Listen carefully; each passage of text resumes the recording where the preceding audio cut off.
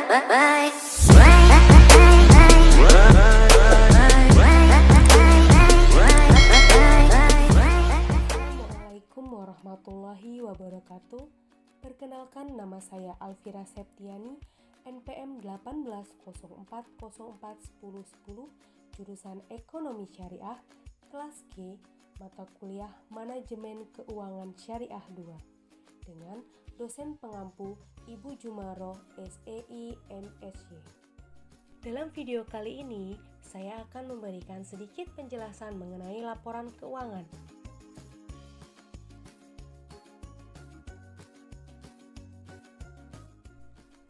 Laporan keuangan adalah catatan informasi keuangan suatu perusahaan pada suatu periode akuntansi yang dapat digunakan untuk menggambarkan kinerja perusahaan tersebut.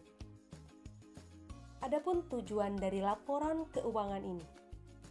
Tujuan laporan keuangan adalah menyediakan informasi yang menyangkut posisi keuangan, kinerja, serta perubahan posisi keuangan suatu perusahaan yang bermanfaat bagi sejumlah besar pemakaian dalam pengambilan keputusan.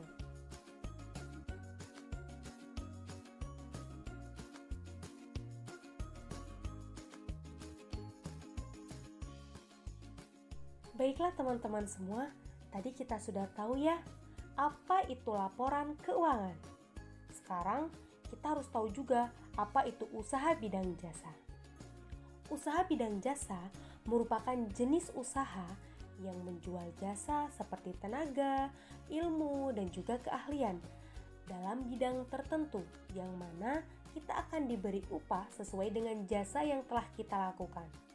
Contohnya seperti usaha Komar Tailor yang menyediakan jasa menjahit berbagai jenis pakaian yang memiliki keanekaragaman, desain, dan model pakaian.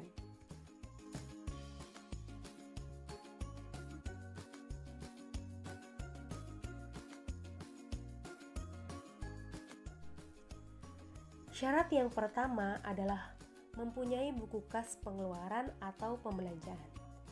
Jadi, buku kas pengeluaran atau pembelanjaan adalah buku kas yang berhubungan dengan semua pengeluaran atau pembelanjaan dalam usaha, seperti pengeluaran untuk belanja bahan baku, operasional maupun gaji karyawan. Yang kedua, harus mempunyai buku kas penjualan atau pemasukan. Buku kas penjualan atau pemasukan adalah buku kas yang berhubungan dengan semua penjualan produk yang diproduksi sebuah perusahaan.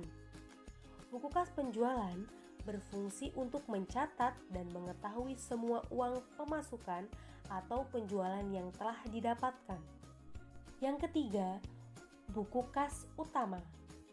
Buku kas utama adalah penggabungan antara buku kas penjualan dengan buku kas pengeluaran, sehingga hasil yang didapatkan antara keuntungan dengan kerugian dapat dilihat secara jelas di dalamnya. Syarat yang keempat yaitu buku catatan biaya lain-lain. Apa sih maksudnya? Jadi, buku catatan biaya lain-lain adalah biaya-biaya yang terdiri dari bermacam transaksi yang jumlahnya kecil, tidak rutin terjadi, dan tidak tertampung dalam satu perkiraan biaya yang ada. Setelah kita mengetahui syarat-syarat apa saja yang diperlukan dalam pembuatan laporan keuangan, sekarang kita akan membuat laporan keuangan dengan jenis laporan laba rugi. Namun, sebelum kita masuk ke pembuatan, kita harus tahu dulu apa itu laporan laba rugi.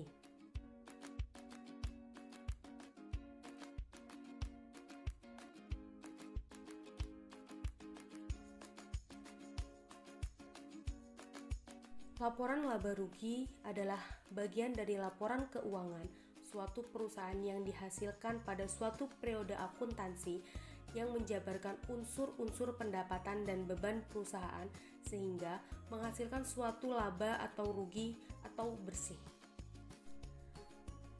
Dalam laporan laba rugi, kita mempunyai rumus yaitu rumus laba bersih. Rumusnya adalah total pendapatan dikurang total beban.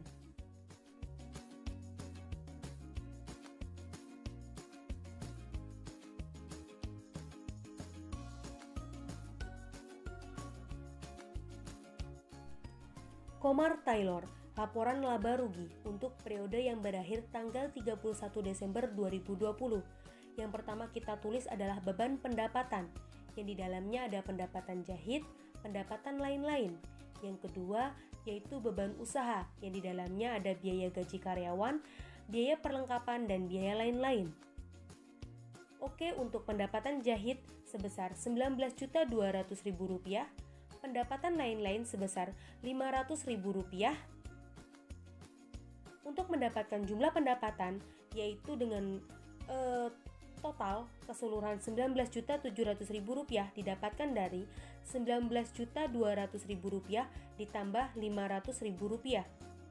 Oke, kita masuk ke beban usaha. Gaji karyawan sebesar 5 juta. Biaya perlengkapan sebesar Rp3.500.000, biaya lain-lain sebesar Rp1.200.000, mendapatkan total Rp9.700.000, yaitu didapatkan dari 5 juta ditambah Rp3.500.000 ditambah dengan Rp1.200.000. Oke, kita masuk ke laba bersih. Laba bersih itu mempunyai rumus total pendapatan dikurang total beban, yaitu total pendapatannya adalah Rp19.700.000, sedangkan total bebannya adalah Rp9.700.000, akan mendapatkan laba bersih sebesar 10 juta. Nah, kita sudah mengetahui ya, total dari laporan laba rugi Komar Taylor ternyata positif dan laba bersih yang didapatkan adalah 10 juta. Maka usaha yang dijalankan oleh Komar Taylor itu memiliki keuntungan sebesar 10 juta. Mungkin itu saja yang bisa saya sampaikan. Kurang lebihnya saya mohon maaf. Saya akhiri. Wassalamualaikum warahmatullahi wabarakatuh.